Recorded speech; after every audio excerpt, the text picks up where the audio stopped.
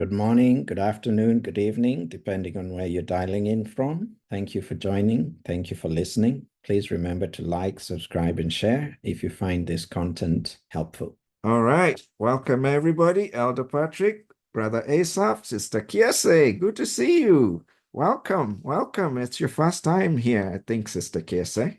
Welcome very much. Good to see you. Okay, folks, let's get into some discussion now. Just as we do as always, I'll put a C or a Q if you have a comment, and I'll keep things in order. Oh, Mama Royal daughter, I see your hand is up real quick. Go ahead.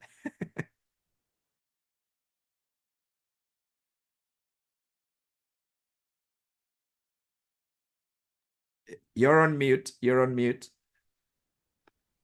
Matondo, this book spoke to me because, the first thing that stuck out to me was that, that women are a helpmeet. There are things that women are capable or can do that men can't, And so when Tatan Zambi made Adam and Eve, he said she was a helpmeet. So she was meet meaning appropriate.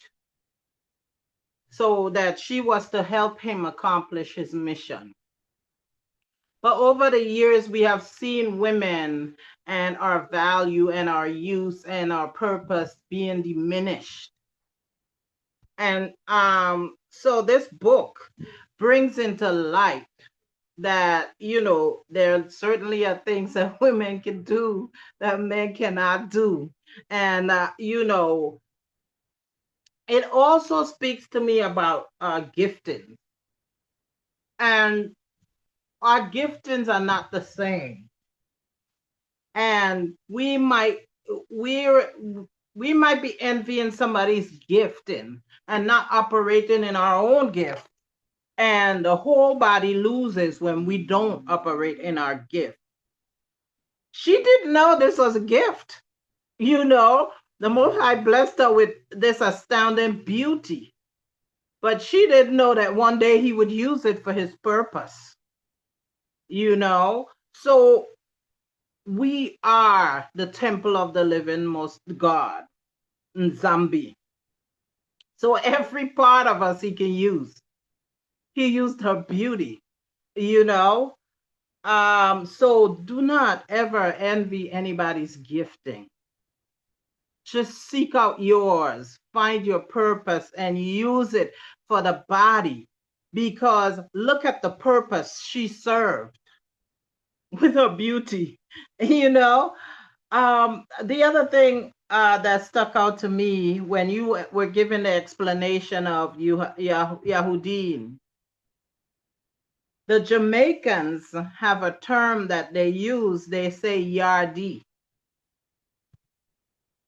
Yardi meaning a brother or a neighbor or a friend. The Jamaican brethren online can explain it better than me, but it means like kin. You're my blood. And I find that so similar that even we came across into this part, into the west of the world, but we still have the same language. We maintain so much of our culture because the Jamaican, they call each other Yardi. Don't even know. And the Jamaicans, as we know, have been blessed with the gift of praise. That's the other thing that stuck out to me, how, when we culturally, when no matter what, we make up a song. We make up a song for every occasion. We do it in Trinidad too. We call it calypso or soca. It's just what we call social commentary. We make songs about everything, good or bad. So how we have been given the gift of praise. It's amazing that term Yadi comes back to, the people who have been given the gift of praise. We all know about the Jamaicans and their reggae, and it is world famous. They have been given the gift of praise.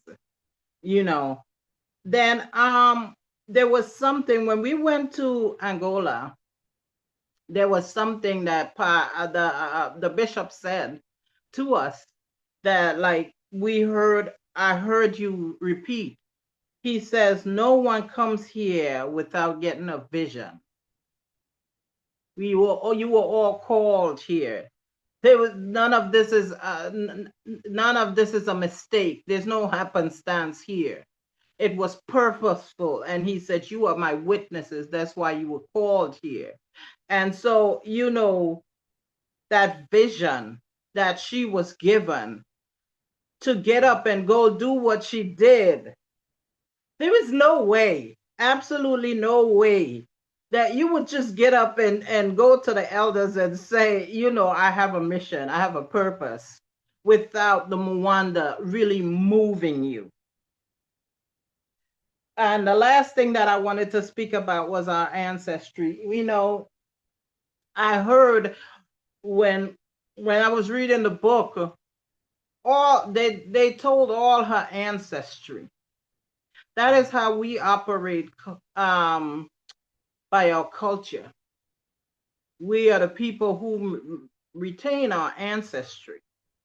But in the West, they cut us off. As per the prophecy, we were cut off from our ancestry. And so now, in this time, we hear a lot of people using the ancestry tests to try to determine ancestry. And there's a lot of people like, no, don't do that. It's evil. Don't do that.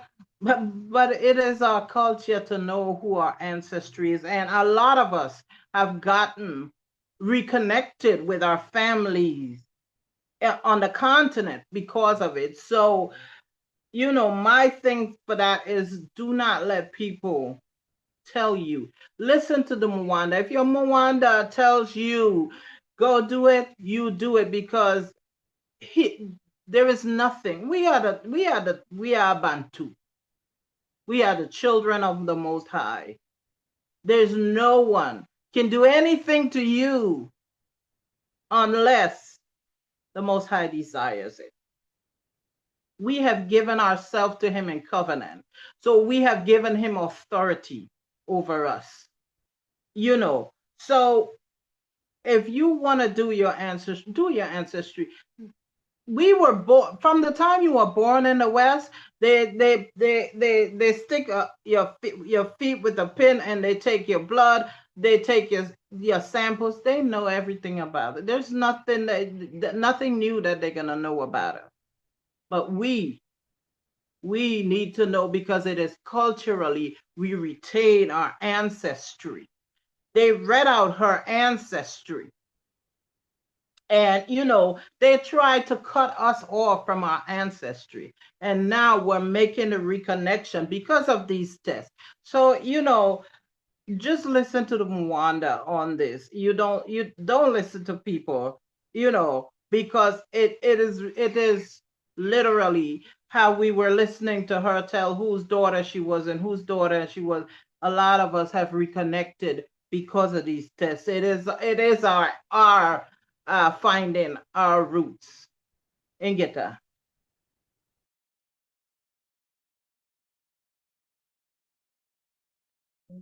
Great points. Great points. Ray and Vanessa, go ahead. Okay. I didn't see myself. This story of Judith has a lot to unpack. I mean, there's a lot of contradictions as far as locations in the storyline.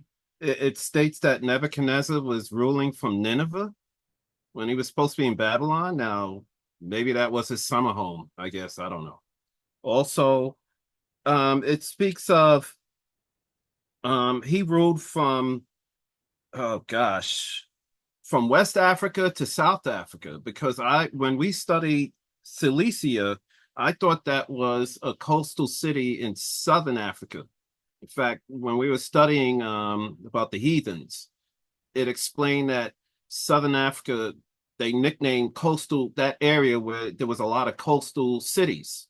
So I assume that Nebuchadnezzar's power was throughout the continent. That's what the storyline is trying to say. And how you pronounce his general name, Holofernes? He used him as his name meant like great glory, where wherever he roamed, he conquered. So he used him to spread fear throughout the continent.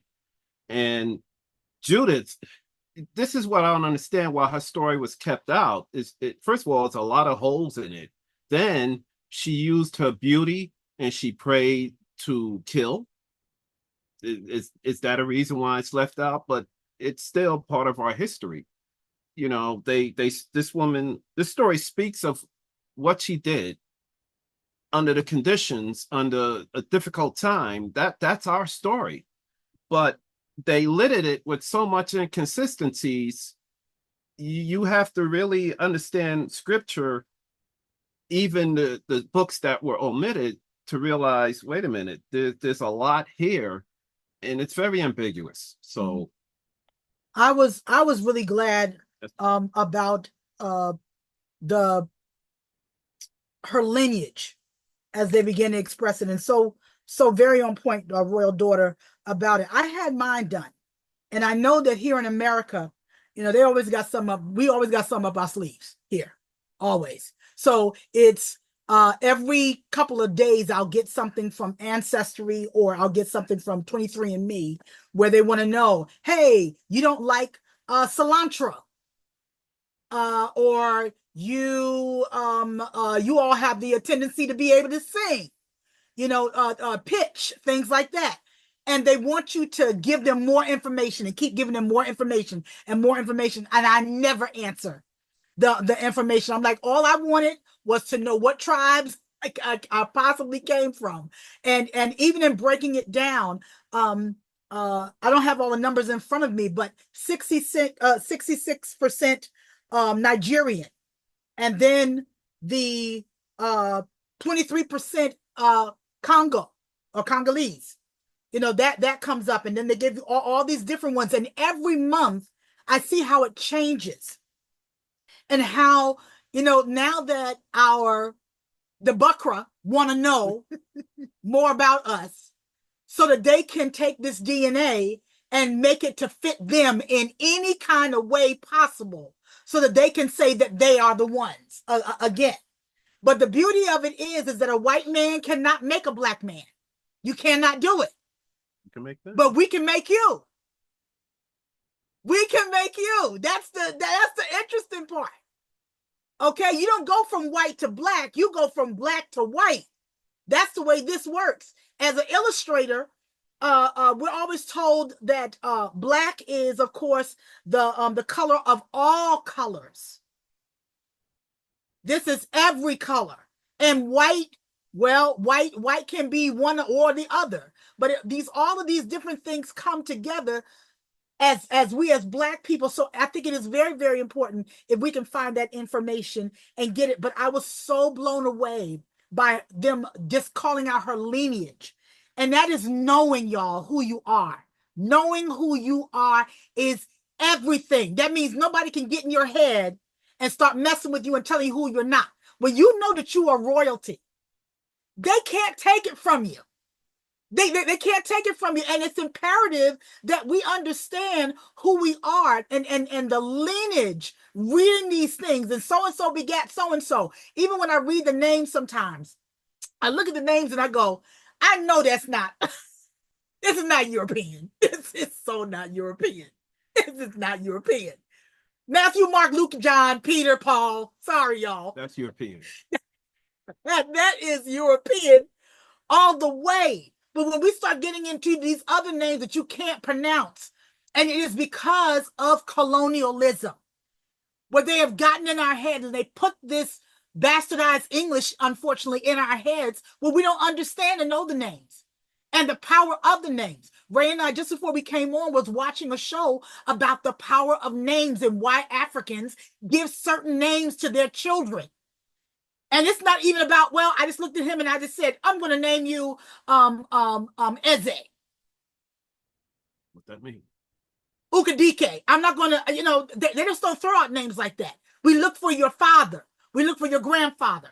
We look for your mama. We look for your grandmama. We look for all the traits they had. Was your grandfather a builder? Was he a prophet, a preacher?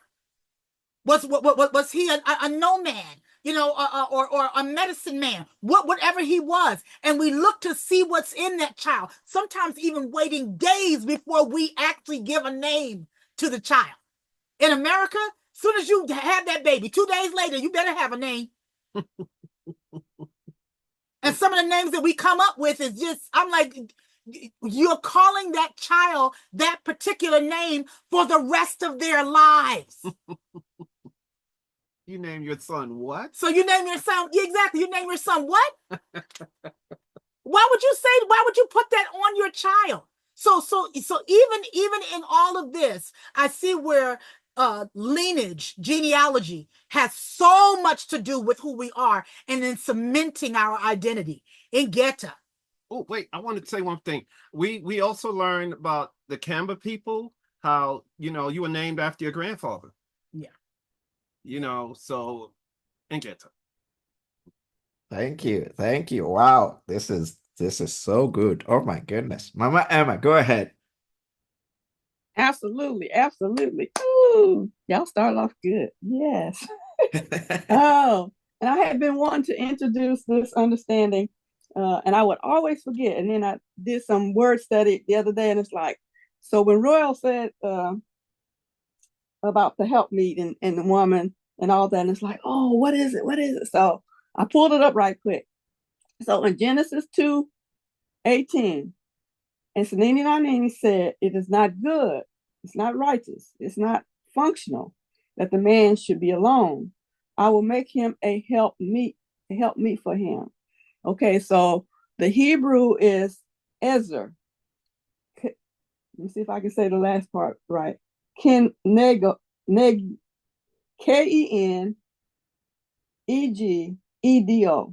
a help meet for him, or a helper fit for him, a helper as his partner, or a helper comparable to him, a helper as his counterpart. Okay, so all of those are generic terms in the English of what that meant. Okay, so when the Most High realized after Adam had named all the animals, he said, there's no one with he doesn't have the ability to do what these animals are going to do, which is, I told him to replenish. He doesn't have his counterpart to replenish. So he put him to sleep. Okay, so, and he removed, the Bible said, a rib. The rib is not a rib. The rib was the essence, and the essence is that part of Adam as an individual, which is his ability to protect. But now that it's going to take the two of them to make the third person, or to start procreating the way the Most High wanted his the race to dominate the earth realm to happen. He gave part of that protection to Eve, because she's going to have to be she's going to have to protect the home. She's going to have to protect the child, because the child is his increase. If the child belongs to the man, it's his son. Because again, we know that the seed is from the man, and the seed has to be increased, but he needs the woman. They needs a house. They need the womb. They need a place of protection from the elements in the world, in order for all the things that the Most High makes the body. What he said, I knitted you in the womb.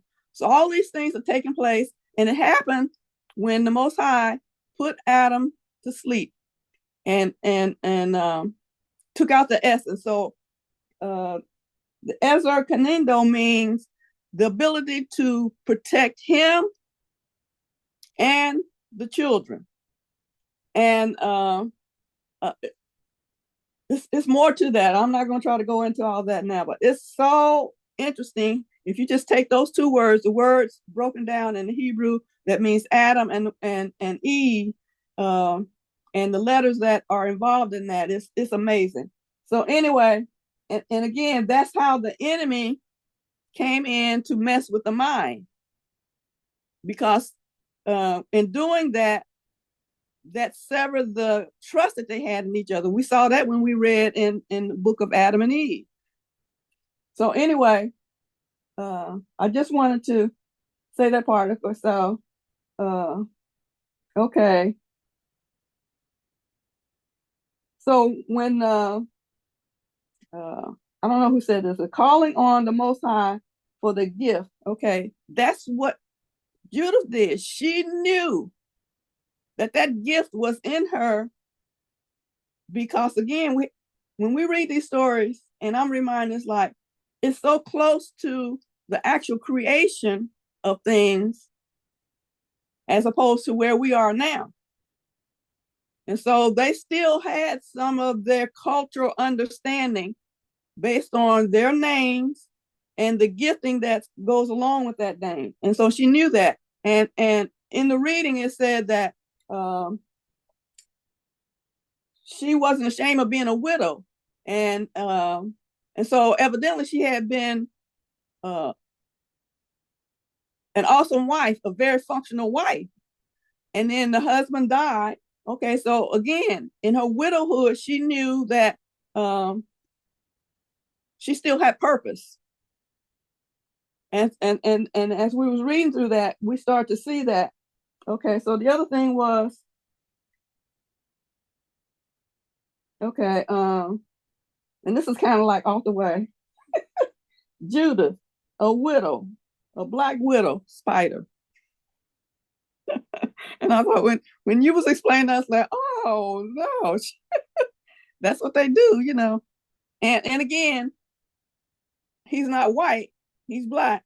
He's, you know, he's in that, you know, all creation, you know, is covered in that. And so she knew how to keep them from having this net of deception or catching them and killing them, so that you have to get rid of the spider. And so I'm hoping that we'll come to that understanding too, you know, the worldwide net, the internet, and, you know, all the things that have been said about, they already know as much as the one thing they don't know is that God gene. They don't know that. I watched a video recently of this Gentile who might not be a Gentile. He might be an AI or transhumanism. But anyway, he said he's a big CEO in one of the Googles or something. And he retired or quit. He resigned. And he said, because humans don't know, humankind don't know what they have done when they created these AIs. And he said, yeah, they was asking questions, you know, they don't, he said, we don't know, they may be able to start programming themselves. And he said, just like our brains, we don't know the function of how our brain really functions. We really don't know. We know a little bit, but we don't know the how of it or the why of it. And he said, so now we've created this AI with all this ability to do these things. Now they're going to be able to start realizing what they are, and they'll be able to program themselves accordingly. And we don't know what to do. Well, they didn't mention this part, but I remember watching the video early. They asked the AI, they asked these things, you know, and the thing told them, said, are you going to kill us? And they said, yeah, you created us to help you, but we're going to destroy you. So the ones who created them things created their own destruction. And they think, again, they thought that was creating those things to keep up with us. And they can't keep up with us in the natural. They can't kill us. with the food, with the air, with the stealing our blood, and trying to be like us. So they created this material thing, and they still not going to be able to do that. So I mean, yeah, there's some more stuff, but Ingeta. Thank you, Mama Emma. Thank you, Ingeta. I got Asaph. Go ahead. How you doing, brother? What's happening? Emma and get the beautiful samba, getting some rest. Um, Emma, you might be right about that Black Widow thing. You might have a good point there. Um, this book was interesting. I'm really happy about what Ray brought out about just mentioning contradictions. Because honestly, I just didn't know if I was confused. Like honestly, like there were certain things I didn't get a chance to dig into anything, but I kind of left it like maybe I just don't get it. Because when it comes to geography and certain timelines in history, I'm still just that hood dude. Like I don't get it all the time. You know what I mean? I'm thinking I'm just lost. So I'm glad you pointed that out. So I'm not just lost on that one. But what really stood out to me as everybody else too was, dang, she must have been fine.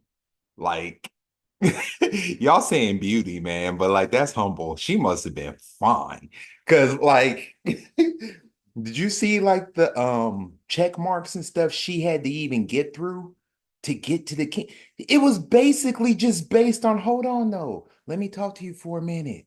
Come here. Let me talk to you for look at you for that. Stop laughing. You know how y'all do like it's like she was just like she was just like, come on, let me talk to you for a minute. And she's getting through all the check marks and all the checkpoints, all the way to dealing with this dude who got all these guards. And I mean, I guess they didn't understand Secret Service back then because they got all these guards, all this special stuff going on. What's interesting for her to get to the point of drinking all night, they were drinking all night and getting drunk, and she didn't get drunk. She didn't drink. She was fine. Like what dudes like? Come on, they're trying to kick it. And like, come on, have a sip, have a sip. She's like, nah, baby, I'm good. Go on, go on. Everybody around her getting drunk, just hoping she gonna join in too. But she like, nah, nah. So she don't drink and then gets to the point of lopping this dude's head off and then walking back and then walking back. And then like, I think if I remember correctly, he didn't even sleep with her. Because at the end of the whole thing, she said, I was able to do this without sinning. Now I'm going to retire. Y'all owe me Social Security. Let's bribe. What's happening? And get the man, that was crazy. Oh man, brother Asa, thank you for bringing out the real way. That is absolutely right. I mean, that's why I encourage anybody who's not read this book, go read it. I was finishing it my third time today morning. Okay. First, I listened to the audio, and you will really understand not just the beauty, but the brains of Judith. Just to give you a preview of some of her brains. So when she went to the territory where this guy was, the enemy, she carried her own food. Okay. And then when she was welcomed in the first time, she told the dude, hey, it's our custom that we gotta go out to pray. Can you give me permission that we go out to pray? And this was like in the early morning hours. After midnight, they said it was the morning watch. So it was probably between 3 a.m. and 6 a.m. So they got used to her and her maid going out of camp to pray. Now, notice when she comes eventually and they have a party and she kills the guy, when she's leaving at the same time they were going out to pray. So nobody stops her. They think she's just going out to pray. That's how smart she was, And then when it's daybreak, they're going to look for the dude. And I like the way they phrased it. They said the guy found the body without a head. The body of Holofernes without a head, And all that strategizing, all that planning, that was so smart, you know? And she didn't tell anybody in Isolele what she was going to do because she didn't want the information to leak out. You know, this is super, super smart. Okay, I've got Royal Daughter. Let me have Nick first, and then we'll go to you, Mama Royal Daughter. Nick.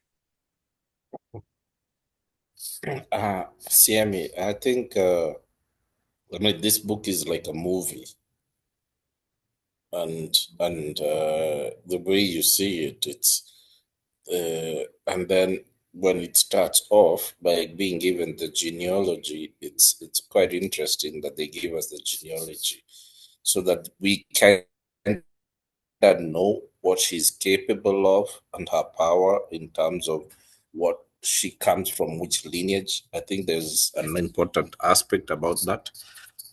But more importantly is when you read the book, there are aspects of it where she says who or where it comes out like you do not know the mind of the Most High. And it even says says like you do not know, is it the plumbing of the heart? So how can you fathom the mind of the Most High? You do not know the plumbing of the heart. I mean, literally, you don't know how the veins of your heart work. So now, how can you figure out the plans of the Most High? And then you look at these guys who are, he's called Lolofanes, but it sounds like a Maasai name, actually. It sounds like Maasai or Lomurani or something like that. But these guys were marching 100,000 strong. When you start reading, this is 100,000 people. Just think of the size of the camp and where she was going through.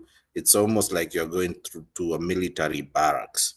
I mean, when she got to the first gate, she got an escort of 100 soldiers. 100 soldiers. That's the size of a captain's rank, because a captain leads about 100 people. So you can imagine a captain is taking her from the first onset of the gate where she comes through, and then there's a lot of similarity in how it's done. She goes there for 3 days, and on the fourth day, she leaves the camp.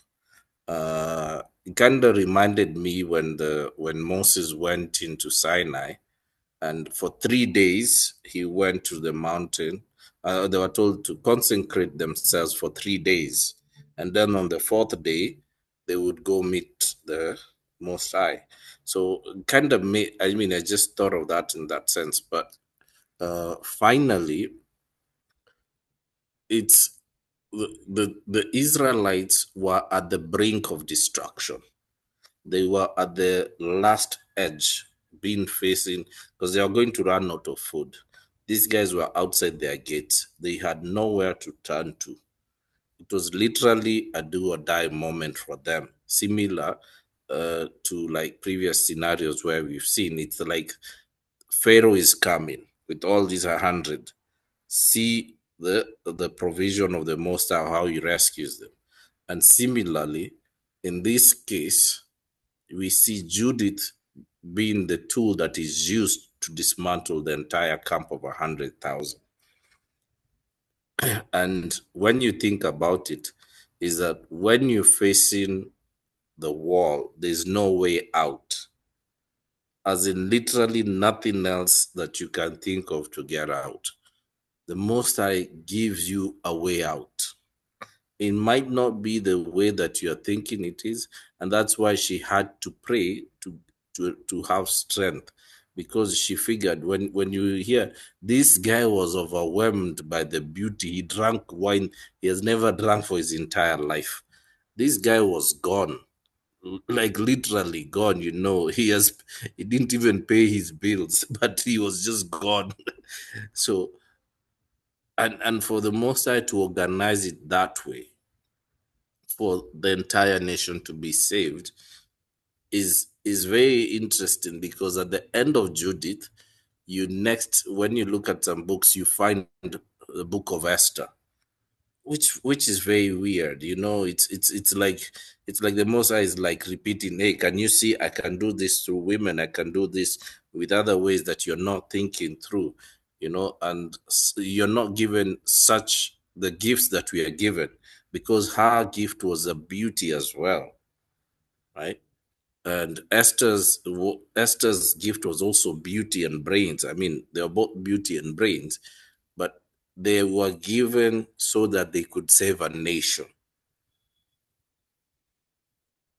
They were given just so that they could save a nation and save the reputation of a nation.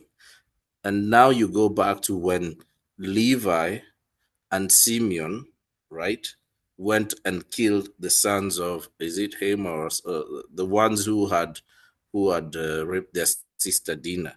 It was to bring back the honor of the nation of Israel, because it had been dishonored. And this is what Judith did by slaying this guy. It's similar to what they did to these other guys, as Levi and Simeon. So when you look at this concept, it's a concept of the Most High will find a way. We just have to be open enough to realize this is the way. In as much as it doesn't look, but one person can save a whole nation. I mean, this is like a super atomic bomb. Because after that, these guys were thrown into confusion, the entire camp into confusion, you know, and they were running to the hills and everywhere, helter skelter. So you can imagine these people had also come with a lot of loot from other wars. So they had carried a lot of wealth with them. And then now they bring it to the doorsteps of these guys. And when this happens, these guys just go out there and they say, you know what, after they've taken off, we get all this loot again. So they are also getting into a position of now strengthening themselves, because they are brought for gold and silver just in their doorsteps. Ingeta. Thank you, Brother Nick. Very, very good points. Before I go to Mama Royal Daughter and then Mama Margaret, let me point out something about what Ray and Brother Asaph talked about, what appears to be like confusing or contradictions. So first of all, when you see some of these names in there, you know, like Assyrians or Arphaxad, these are Noah's children, right? And yet we're talking about Judith, which is after the patriarchs. These are two different timelines, first of all. So why is it's confusing, because why are we having people from different times being mentioned at the same time?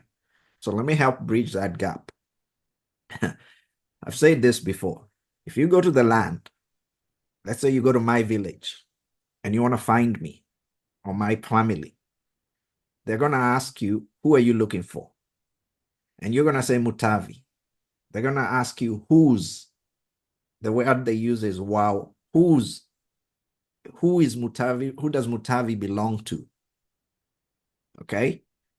You should reference my most recent living ancestor, patriarch or matriarch.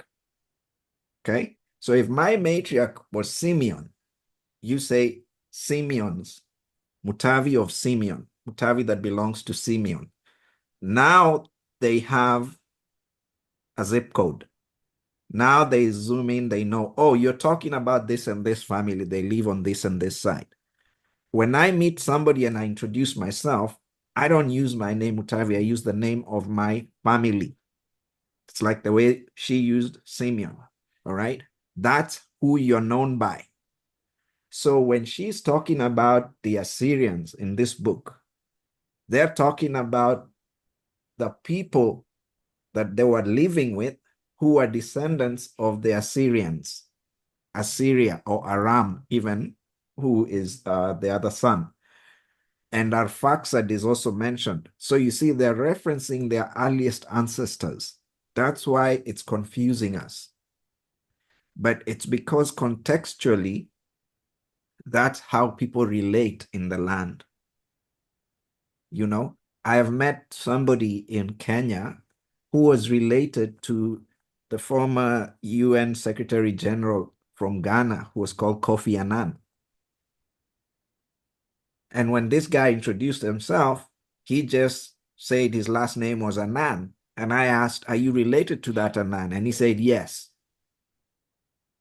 You know, that was it. I knew where he's from. I knew what I needed to know, you know? And that's what these guys are doing here when they're introducing themselves by their names or they're being referenced by their ancestors. The other thing to note is that in this story, it's happening after Isolele had gone into exile and returned. You know, the exile where they went for, was it 500 or 700 years? This is after that, because when you read the part where Judith is about to step up, she says to the elders, you know, we had already messed up and we had gone into exile. And now we don't want to mess up again and these people take us captive. That's why she said, give me permission to do this. So she's telling us this is after the exile. This is way after the patriarchs and the Exodus. It's more recent, so to speak. Maybe that will help with a little bit of clearing that confusion. Okay, Mama Royal daughter, or you can go. You can have Mama Margaret go first, whichever you prefer. She can go. Matondo. Let me give you some scriptural context. Ezekiel 21, 25 to 27. It says, and thou profane wicked prince of Israel, whose day is come, when iniquity shall have an end. Thus said the Lord God, remove the diadem and take off the crown. This shall not be the same. Exalt him that is low, and abase him that is high. I will overturn it, and it shall be no more until he come whose right it is, and I will give it him. So the Most High was speaking to Israel, Isolele, meaning the 10 tribes. Now, Isolele was attacked 3 times by the Assyrians. We're speaking of the 10 tribes because Judith is not of the kingdom of Judah. So she's of the kingdom of Samaria, meaning the 10 tribes. 1 Chronicles 5:6 is Isolele, the 10 tribes gets the first attack by the Assyrians. 2 Kings 17:5 to 6, they get attacked the second time by the Assyrians. 2 Chronicles 32:22, they get attacked the third time. Now remember, the Most High says he will overturn until he completely decimates the 10 tribes. So after the third attack, there was no more 10 tribes. So we're talking about the Assyrian captivity. The one with the Babylonian king, Nebuchadnezzar, happened long hundreds of years after this. But that happened to the kingdom of Judah. So it was Judah that went into the Babylonian captivity. It's Israel, the 10 tribes had been gone off the land a long time before that. So the names are similar, but this one that we're talking about today, he was an Assyrian king. He wasn't a Babylonian king. Nebuchadnezzar was the Babylonian king. The names sound similar, so it is confusing. But when you get the context, you understand that Isolele, the 10 tribes, had been wiped off long before the Babylonian captivity.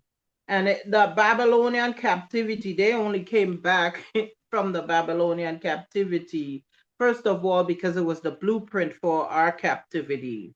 And second of all, because Isaiah had not come yet. So the kingdom of Judah had to be in existence for Isaiah to come. The second thing is that, we were speaking about prayer last week and the power of prayer. This woman, because of her widowhood, she was in a prayer and fasting. She was in deep consecration, prayer and fasting. And so the Most High could use her because she was a pure, clean vessel. And he used her in a mighty way, and that talks to us about the power of prayer and fasting and how effective it is. Remember, Isaiah fasted for 40 days and 40 nights. And he was in deep consecration because he knew his mission. So because he wanted to fulfill that mandate, he did what he knew he had to do to cleanse his vessel and make him ready. He also knew he was going to be tempted because the scripture says he went to be tempted. Satan couldn't tempt him, but he went to be tempted. But he is the example for us. So, if we really want to be effective, we could do like Judith and do some prayer and fasting. The Most High used her in a powerful way because she had been praying and fasting. And this Mama Emma spoke about in the garden with Genesis and the woman. And this is for people, the unmarried people, and those of us who counsel unmarried people.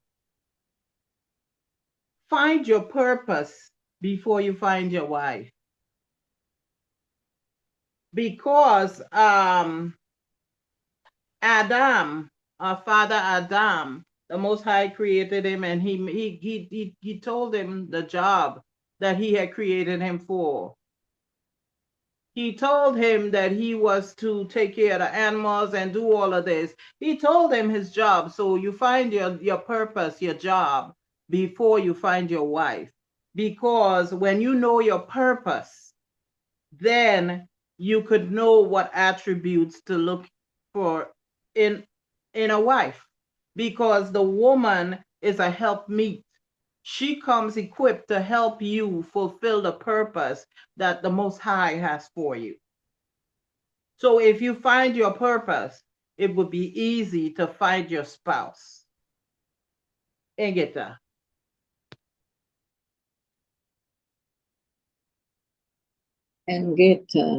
Engeta. Mama Margaret.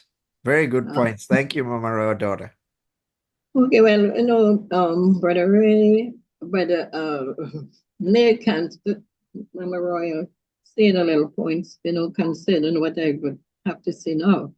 But let's reading Esther and listening. Esau, Moabites, the Moabites and the Amorites, well, you know who they are, and plotting against, of the children of Israel. So they went to their king, Holofernes, and they're saying, because they have the strategizing thing that they will trouble the children of Israel. So they went to him, and if our master will only please, we will please him, and he will listen to us, and to bring the forces against the children. They said, these Israelites do not rely on so much as their spears and on the mountains. He said, okay, they don't rely on the spears, but we will block the waterways. The thirst, they will be so thirsty and hungry, they have to surrender to us. And this pleased Holofernes when they went to him. They penetrated the valley and seized the Israelites' water points and springs. So this will allow them to surrender to him, because they were thinking about Uzziah. I think I call it this name right. He was thinking about the people, so he went and surrendered. He went and make an oath with with them and said, okay, that they will surrender like in 5 days. But this Judith was so upset. She got so upset against them because the people were despondent, but he's decided like if this will save us from the battle that is before us right now. He went and she was mad, right? So she stayed inside and she fasted 3 years and 4 months, and she stayed in her upper room and she stripped herself because she see what was going on. And she tell him, listen to me, leader, because she called him and she let's have a meeting here. She said, who gave you the authority? Who gave you the authority? You were wrong to speak to these people as you did today, and to bind yourself by oath in defiance of Tatanzambi, to surrender the tongue to our enemies. If the Lord did not come to you for help within a set number of days, who are you to put Tatanzambi to the test? You of all people, to set yourself above him. You put the Lord Almighty to the test. You did not understand anything and never will. If you cannot sound the depths of the human heart or unravel the arguments of the human mind, how can you fathom Tatanzambi, who made all things, or sound his mind, unravel his purpose? No, brother, do not provoke the anger of the Lord our God, although it may not be his will to help us within the next 5 days. He has the power to protect us for many days as it pleases him. But you have no right to demand guarantee where the design of the Lord our God are concerned. So yeah, the recent times still today, it's not the tribe of our family or villages worship God made by human hands at one way done, which was the reason why our ancestors were delivered over to the sword and perished in mercy at the hands of our enemies. For we, for our part, acknowledge unto God but him, and we may hope he will look on disdainfully in all these deserters. So she's saying here again, she will do something. She said, I will not say what I'm going to do. Judith replied, listen to me. He said, so when she started to speak to Isaiah, he said, everything you're saying here is truth and everything is truth. He said, God inflicted us, but it's just a warning, right? He said, listen to me. Listen to me. I intend to do something, the memory of which will be handed down to the children of our race from age to age. Tonight you must be at the gate. I shall make my way out with my attendant. Before that time fixed by you, I will surrender. I will go to the town of our enemies. The Lord will make use of me to rescue Israel. You must not ask what I intend to do. Because, you always say, don't make your right hand know what your left hand is doing. They have a saying like this, they use that too. I shall not tell you until I have done it. Uzziah and the chief men said, go in peace. May the Lord show you a way to take revenge on our enemies. And leaving the upper room that she always fasted in for the years, they went back to their point. So, but I like the way how Judith prayed. I love the way how she prayed and she asked the Lord, to help them and things, to help them in all their ways. She said, oh God, my God, how came this widow to, for you have made the past and what is happening now and what will follow. What will be, you have planned, what has been your design, your purpose stood forward. You see here we are. They said, for all your ways are prepared and your judgments delivered with force of knowledge. See the Syrian with their army bound and glorifying in their horses, Lord. Break their violence with might in your anger. Bring down their strength for the plans of profane, the plan to profane your holy place, to defile the tabernacle by their guile of their lips. Strike them down with their masters. Your strength does not lie in numbers, nor your might in strong men, since you are the God of the humble, the help of the oppressed, the support of the weak, and the refuge of the forsaken, the savior of the spirit. So I love her prayers. I wouldn't go in more, but Judith worshiped God, and then she said, have the tongue gates open. That's when she went out and she decided to do her thing. So I went on because it's so much, this book is so much excitement in it and everything. So I just want to add that part because her prayers and how she prayed and fasted, that is how she got that won that victory. Thank you. Mama Margaret, thank you so much for bringing that out. You know, when I was shown that we should discuss this book, honestly, it was between this book and the book of Tobit.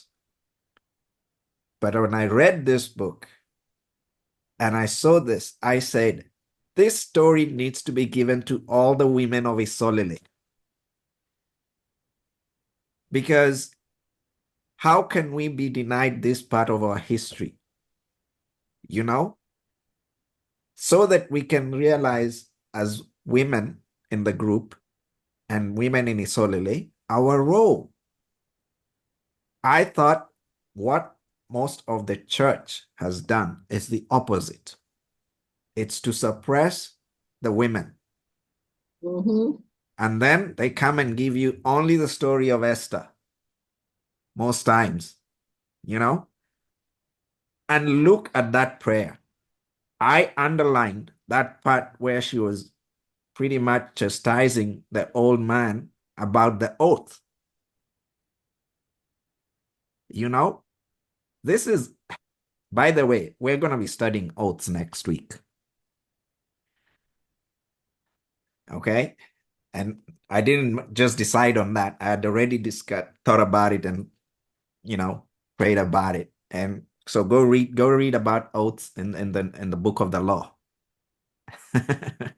You know, but thank you, Mama Margaret. Do you guys notice the similarity in how these prayers are being, like we read in the book of Baruch, how he was praying? Mama Margaret actually gave us an example, I think 2 weeks ago, of how to pray. And we were looking, I think it was Psalm 20, which I used to teach here some time back. Not so long ago, just I think last week or the week before, when we're talking about prayer. Here is a woman. It's not just the one prayer she made. It was her lifestyle. Right? The verse that you just read from chapter 8, it said something like she would fast except on the Sabbaths and the special feast days, or on the eve of the Sabbath. This was a lifestyle. It wasn't that she was just showing up on that one day when there's, you know, why would the Most High, you know, this is something that for me I see as a contradiction.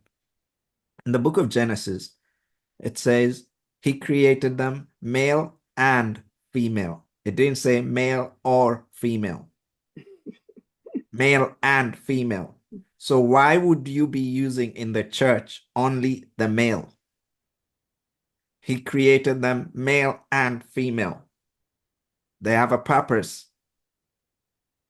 Function precedes design. If I want them to accomplish certain things, I create male and I create female because the male and the female, they accomplish certain things. You know, there are things like Mama Rodota said that men cannot do better than women, and vice versa. That's why the Most High created us male and female.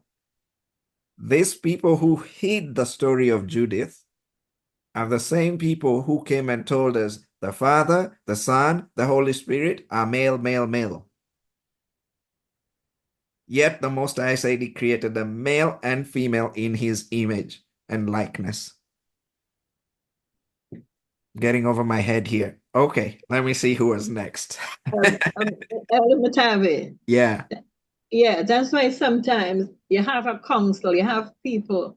No one is and have an authority to go and make a decision on their own. Because if you have a council in a place, you have you have this place, people you get together and find out, Yes. is this making sense? Is this right? What could we do this? So we did. Look what he went and do. He go on and he grim because he telling himself he have the rights, but did he go and ask everybody if they think is right, we must do this. So that is the next point. Even when you have a set of people, you have you have a council of people, but who are you? So she asked, who is you to do that? Who gave you the authority to do that? We all are here as one. Why are you doing that? It's a little who telling you do that? We all say we here and I'm taking out of my authority to do this or do that. Nobody giving authority. There's a council come to us and ask us, what is our decision? We have purpose in this thing here. Why are you doing that and say it's okay for us? She had a plan, a better plan than his plan. So he went and made 5 days, okay, we will surrender. And they planned and okay, went and surrendered to the enemy. Why? But yeah, her plan was better.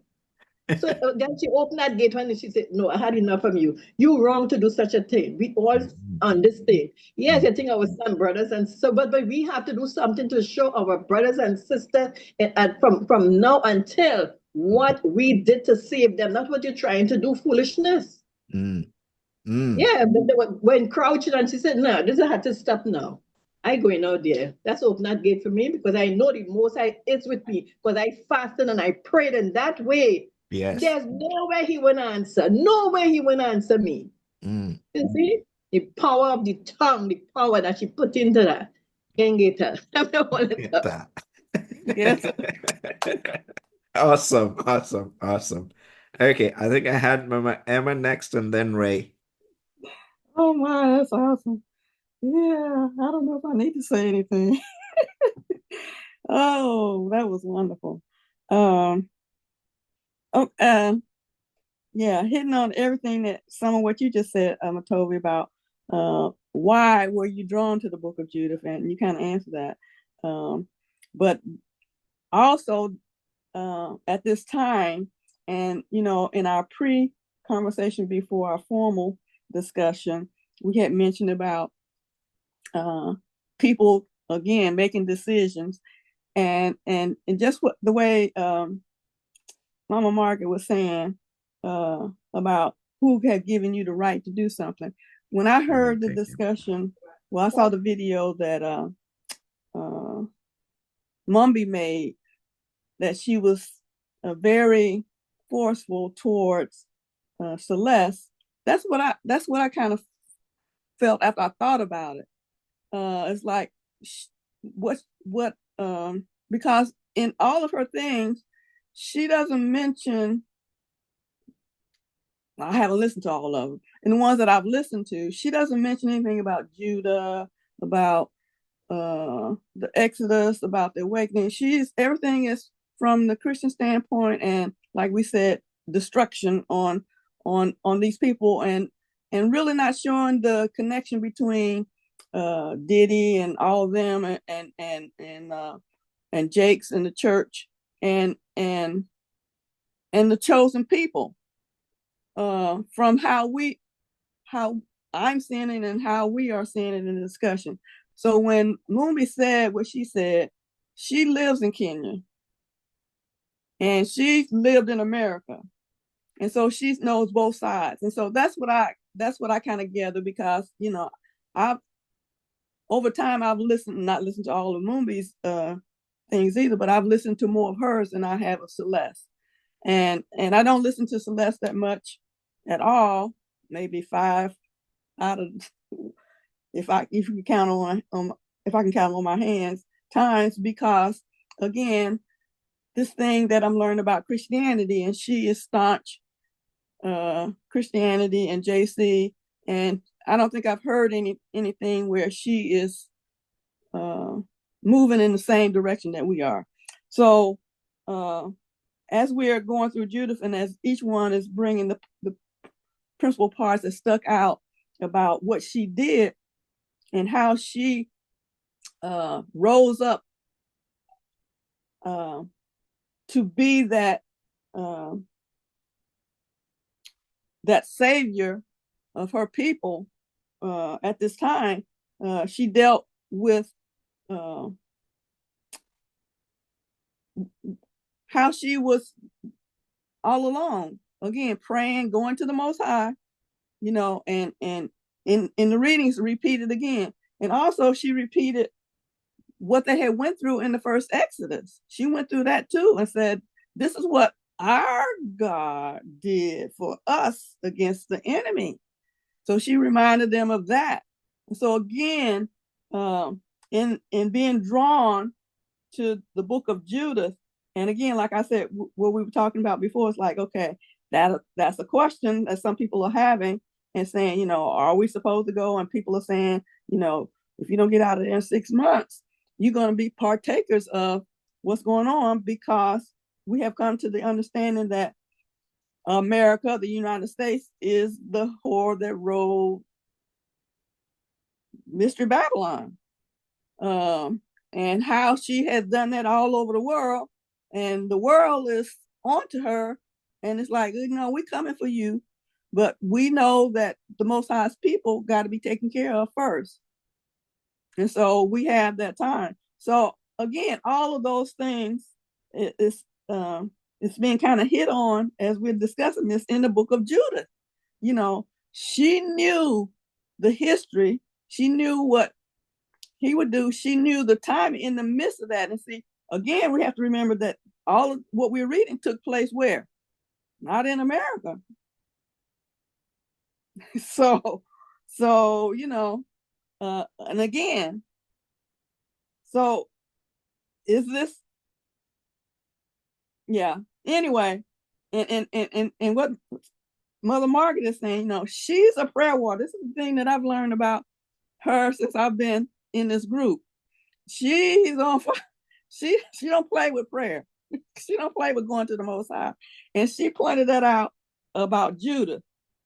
And so again, these questions are coming up. You know, we're still here being healed, learning to be healed, learning to hear the Most High, and to do what our particular gift is in coming together in this unification, so that we will be able to move in unity, because we've already had some of them, the spies who've already gone before, boots on the ground, and the enemy again is, you know, dealing with them and sending fear tactics about, you know, people getting killed and why they're getting killed. They didn't, you know, they didn't do it. Well, they probably didn't, according to how we're reading and what we're learning. Study to show yourself approved, so that you know whether you're supposed to do what you're doing for the right reasons that you're doing it.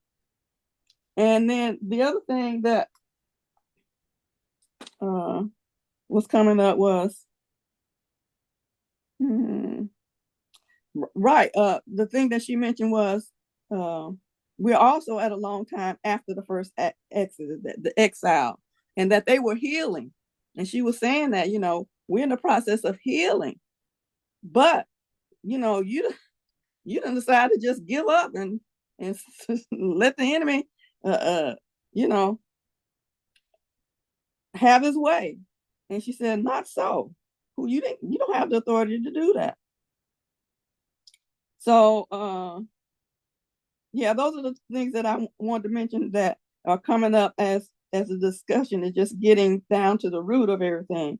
A long time after the Exodus, we are there. A long time after slavery, a long time after colonization, on the continent, people are waking up. It's so many wonderful brothers and sisters are really waking up to the root of who they are. It's praise in the earth. And I'll put in, not in a chat, but in Telegram, this one young man, and he explained in a way that's like, oh boy, that stood out. And the same thing happening here in the book of Judah. He explained about the the culture where they had the kings had more than one wife. And so the first wife, the way he explained it, the first wife had 2 daughters. Okay, and so the people tell him, no, you need to get another wife so you can have a son. So he gets another wife. Okay, the second wife has a son. So now the competition is going to start. And it starts with the women. The women know that they have more, quote unquote, authority if their son is going to be the king after the king. And so then the way he explained it, it was just so peaceful and loving to see how the enemy came in and used that against us with that division. He's saying the things that they're saying about our brothers selling their brethren into slavery. The way he explained is like, oh my goodness, this makes so much more understanding and spiritual understanding of who we really are. So make sure you all check that video. It's real short. It's real short. Okay, let me see. I think that's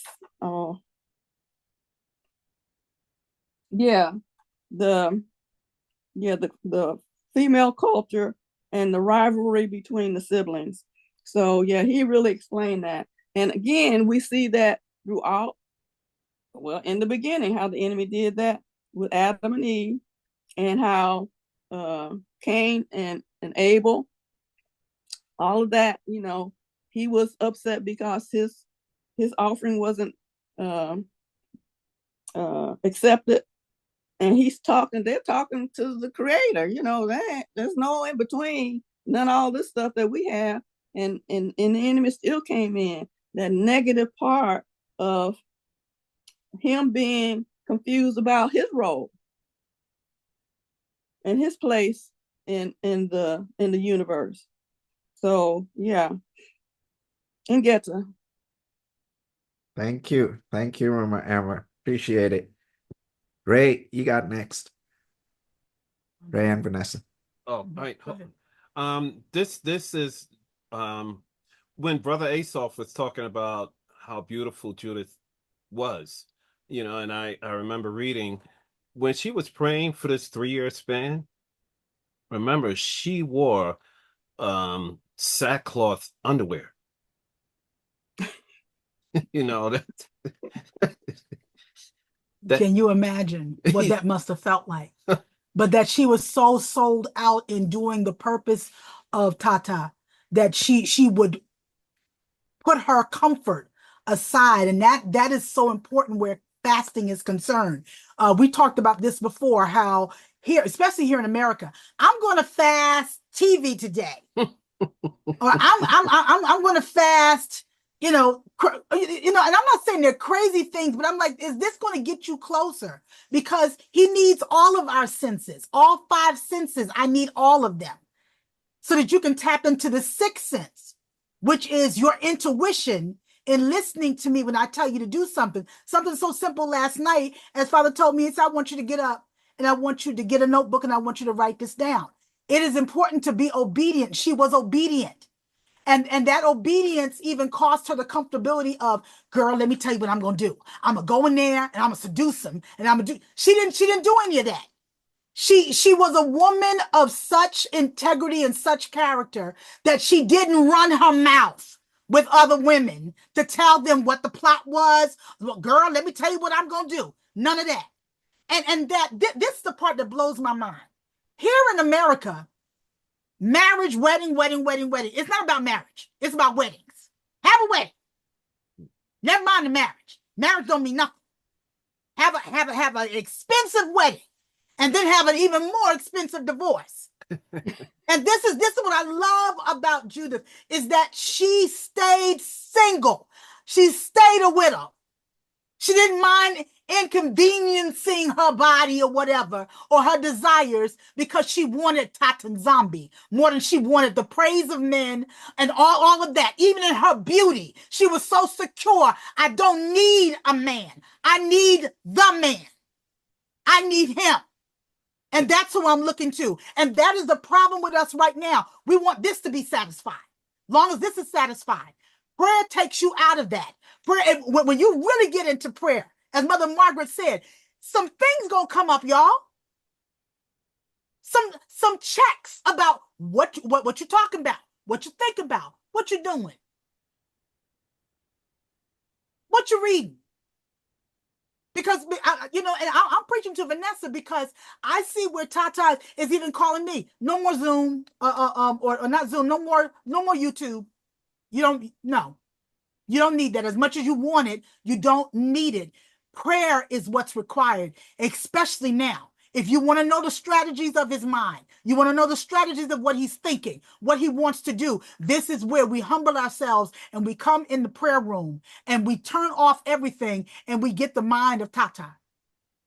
And that's what I love so much about this story, is that she was willing to wear hard underwear. That's what I call it, hard underwear. Do you know what it's like? I don't know if y'all have ever had burlap against your skin. No, I don't want to. It is some of the roughest thing you will ever put on your skin is to put burlap or a type of a textile that has nap to it. Even for Black people, we can't put wool to our hair. It's like Velcro. When you put wool to a Black person's hair, it literally takes it out. But that this woman she wasn't about comfortability. And I believe that's why she had the strategies that she had. I'm not looking for the easy way out. You got to have some Tatan zombie inside of you to walk up to a man, get him drunk. Well, you got soothe him and tell him how wonderful he is and everything else, and then chop his head off. 2 chops, y'all. There wasn't one clean chop. It was 2 chops. Well, you got to think about how she was a very meek woman, and she prayed for the vengeance of Simon. Yes. You know? I mean, she went, it's like she went into Hulk mode. Yeah. A meek, beautiful woman to first of all, to cut somebody's head off. That alone, that's a demonic spirit. The people I shouldn't say that because plenty other people have done it. So let me take that back. Yeah. But to pray, to have all of that going on, and strength to do it. Yeah, it's not an animal for sacrifice. It's a fellow human. And some of us, we can let TV make us think, oh yeah, I can kill anybody. No. Mm-hmm.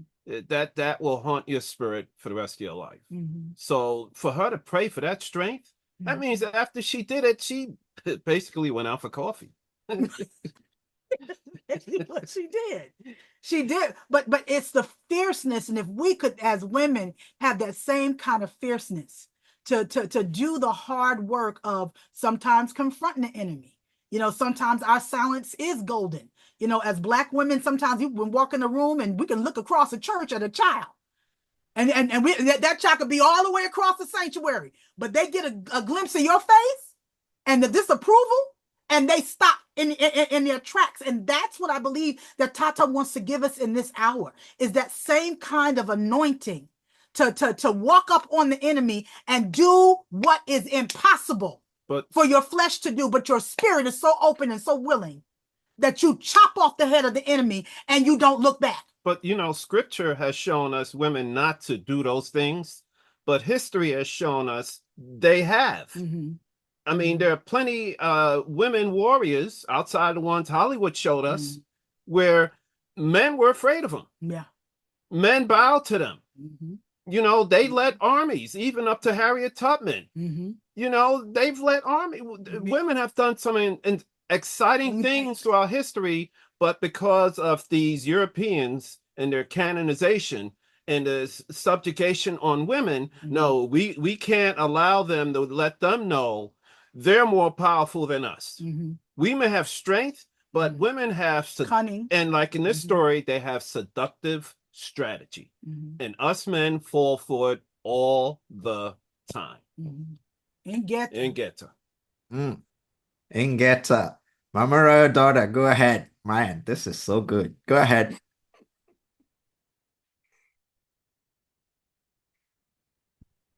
Matondo, wow. This conversation is just lighting up. You know, the first thing, as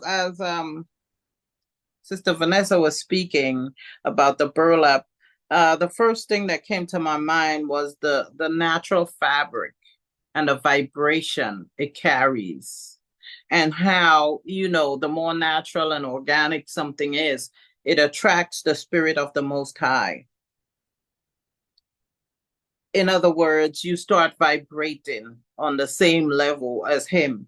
And then the second thing that caught me throughout this entire conversation is that, you know, the time of widowhood, that is a cultural thing. Our people are the only people that practice that. So we have a specific time when our spouse dies, the women, that they practice this time. There's a specific time of widowhood, and there's a time that of grieving, and you can't break it. It is a cultural thing. That again points to us being the people of this book, because everything that they speak of culturally points back to us. The third thing is that when Judith was speaking and when she was acting, it was all the Mwanda. It wasn't even her. She was what we call a Vati. She became a Vati at that time. When we read the story of David and Abigail, when David was so angry with Naboth, Abigail's husband, and he was on his way to kill David, Naboth, Abigail, the cat, the dog, everybody. He wanted to wipe out that whole family and everything associated with them. And Abigail was told what was going to happen, and she hurried up and got her some things together, and she went out and she met David. And Abigail, started prophesying. There was some things that she said in that encounter that only the Mwanda could know. She was telling him future things about his kingship. And that's the story that's found in 1 Samuel 25, if you want to read it. But that goes back also to the role of the woman. She saved her whole household in this encounter. And not only that, she became the wife of King David. But she was a Vati. It was the Mwanda speaking to her, because the things that she was saying, she could not possibly have known. And so in Judith, it was not Judith speaking and acting. It was the Mwanda acting through her. And Samuel, you know, I always speak about this. Samuel took his sword and chopped a man in half in one chop. It wasn't him. We don't have that kind of power. That woman chopped off that man's head, you said 2 chops. We don't have that kind of power. But it was the Mwanda, the Holy Spirit, operating through her, because she had given herself fully. You know, like we say, use me, Lord. Use me for your purpose. And that's exactly what had happened. She had been praying. She was just praying as the custom was.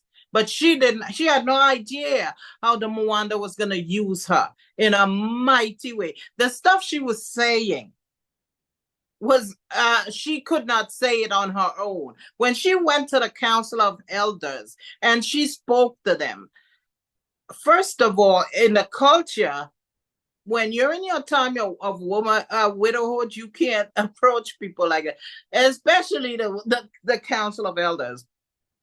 But when she spoke and she got the Council of Elders to listen to her, that was not her speaking. It was the Mwanda.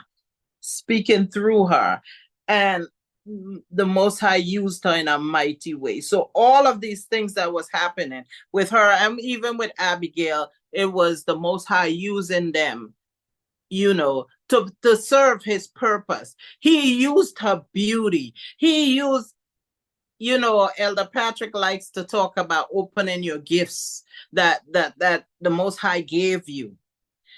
He opened he used her, everything that he had given her, he used for his purpose.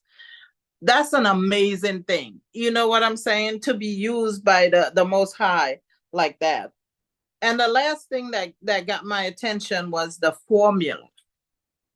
The formula for Isolele.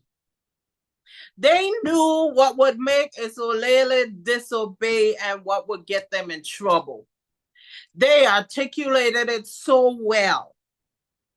Then we come back to the transatlantic slave trade, how they sent the missionaries in always to convert our people, to change our obedience, to change. In Deuteronomy, it says that you will be taken to a land and you will serve gods that you never knew.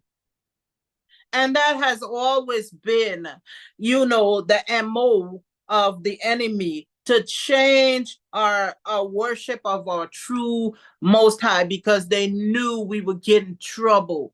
That is the formula for Isolele. When we walk in obedience, you can't touch us. And it was like Samson and Delilah, like it couldn't possibly be that simple. When that man told them that they bound him, they was like, "You talking nonsense." It could not possibly be that simple. There's got to be more to this. And Judith confirmed he was speaking the truth. That is the formula. If you get them to go against their God, they have no protection. They have no covering. That wall of fire is gone.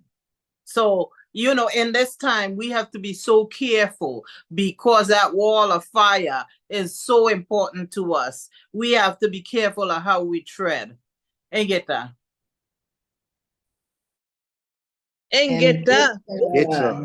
Ingeta, thank you so much. Thank you for joining. Thank you for listening. Please remember to like, subscribe, and share if you find this content helpful.